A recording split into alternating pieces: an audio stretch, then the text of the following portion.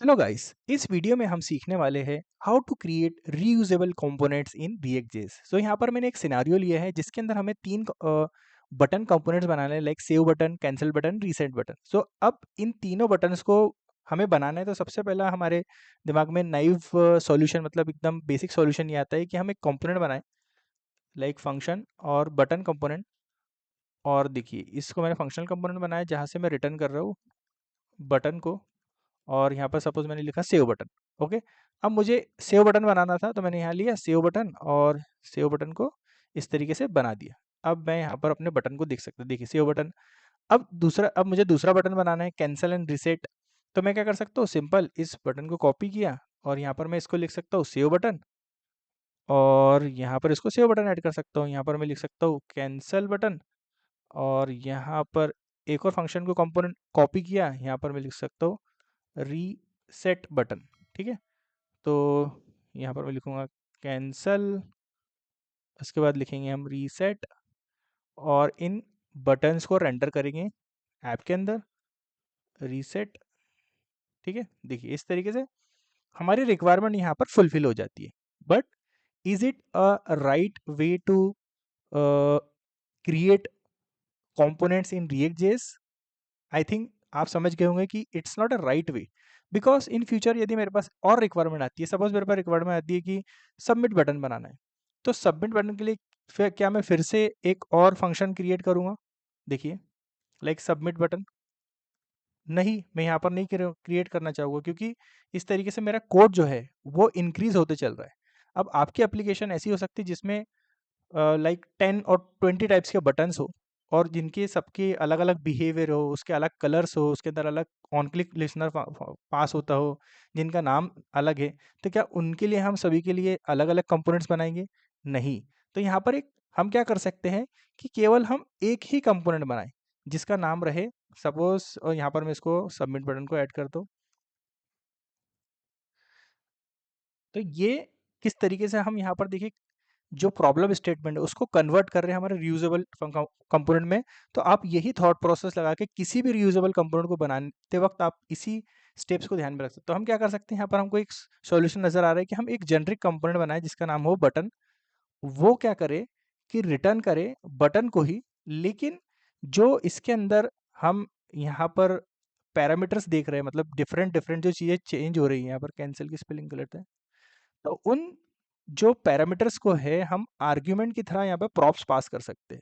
Right, तो button के अंदर बेसिक प्रॉपर्टी क्या होती है कि उसका लेबल होता है। तो हमने लेबल को यहाँ पर पास कर दिया और लेबल को डायनामिक कर दिया। राइट, तो अब देखिए, अगर मैं इन कंपोनेंट्स को यहाँ से हटा भी दूँ, ये हमारे मतलब जेनरिक कंपोनेंट नहीं थे, स्पेसिफिक कंपोनेंट थे, इसको हटा दिया मैंने, और मैं सिर्फ यहाँ से क्या करूँ कि बटन सभी के अंदर, मतलब मुझे बटन को रिप्लेस करना पड़ेगा, और यहाँ से सिर्फ मुझे लेबल को चेंज करना पड़ेगा। तो ये मेरा बटन होने वाला है सेव के लिए। ठीक है, और ये दूसरा बटन होने वाला है कैंसिल के लिए, तीसरा बटन होने वाला है रीसेट के लिए, चौथा बटन सबमिट के लिए। तो मैं यहाँ से सिर्फ इसका प्रॉप्स जो चेंज कर रहा हूँ, तो ये होगा रीसेट, यहाँ पर होगा सबमिट। देखिए, आप देख सकते हैं कि यहाँ पर हम 4 बटन बना दिए, लेकिन हमने जो डेफिनेशन लिखी है वो एक ही जगह पर लिखी है। परफेक्ट।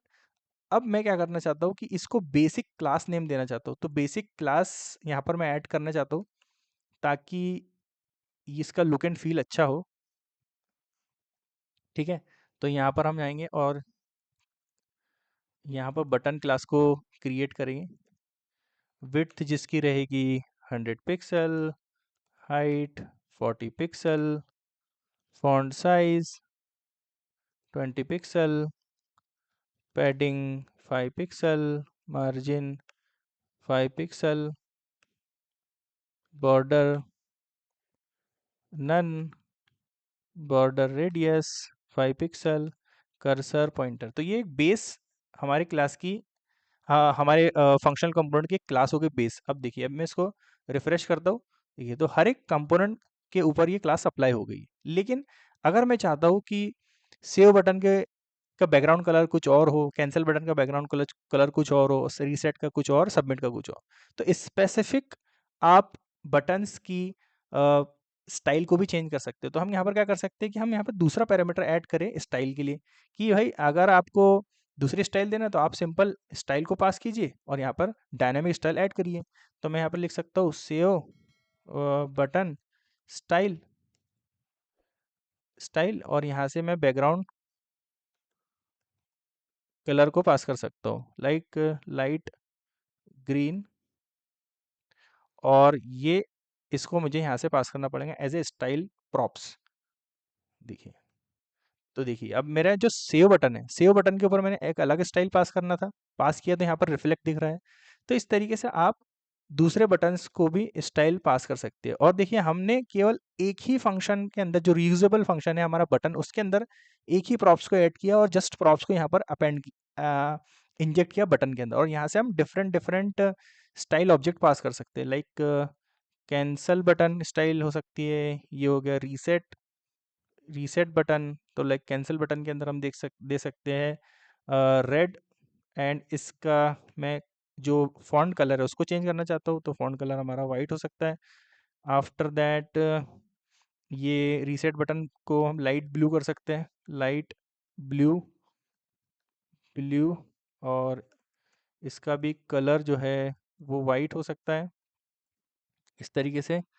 तो मुझे यहाँ से कॉपी करना है इसको, then paste then paste then paste.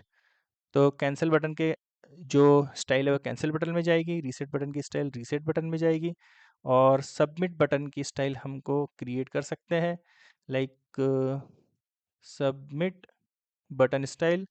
यहाँ पर हम लाइट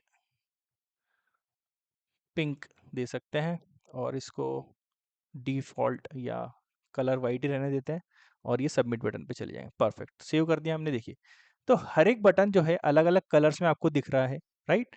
इस तरीके से आप अपने रियूजेबल कंपोनेंट्स को बना सकते हैं। अब एक और हम इसके अंदर रिक्वायरमेंट लेते हैं, जैसे कि हमको पता है कि हर एक बटन के अंदर हम क्या कर सकते हैं। सपोज मैं बटन पर जब क्लिक करूँ तो ऐसा भी सिनेरियो हो सकता है कि हमें एपीआई कॉल करना है, या कोई नई पेज के ऊपर जाना है, या कोई फंक्शन को कॉल करना है जो कि कुछ एक्शन को ट्रिगर करे।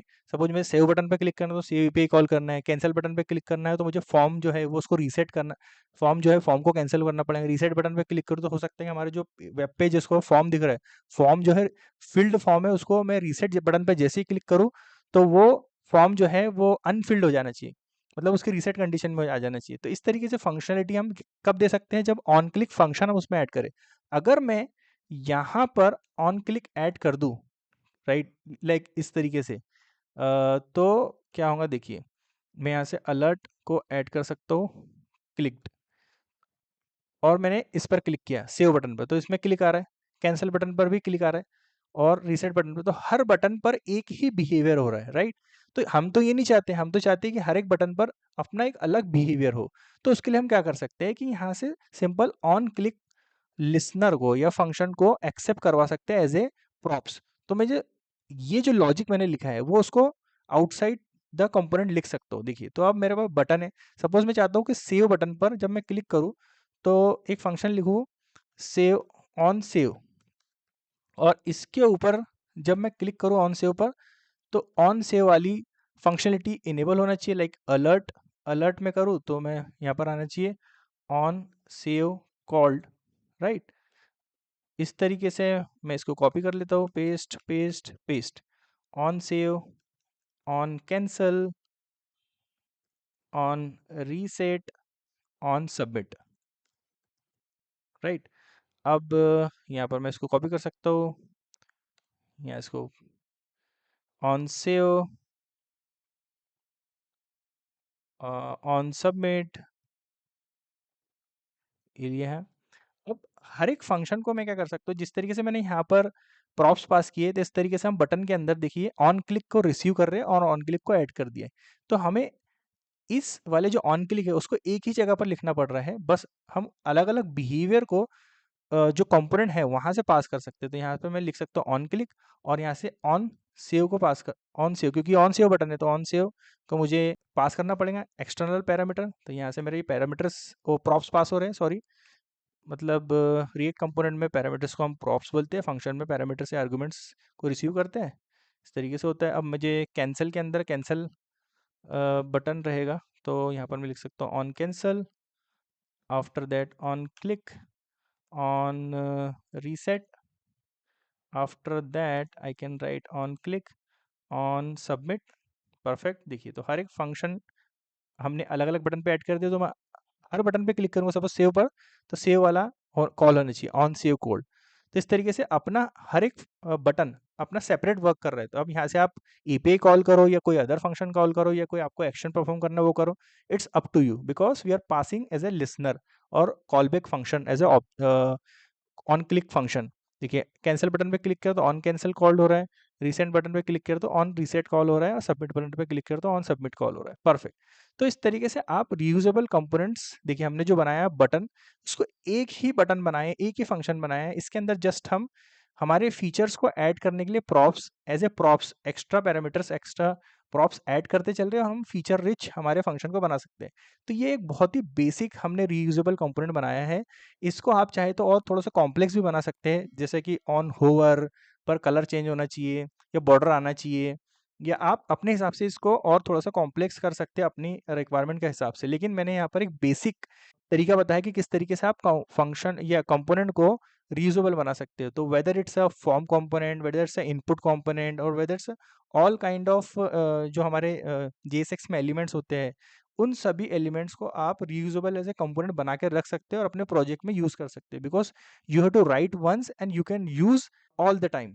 So that is the beauty of reusable component. So I hope guys you enjoyed this. So guys, please like the video, share this video with your friend, and guys if you did not subscribe the channel, please subscribe the channel as well. So इस video में इतना ही, मिलते हैं next video में, तब तक के लिए गुड बाय।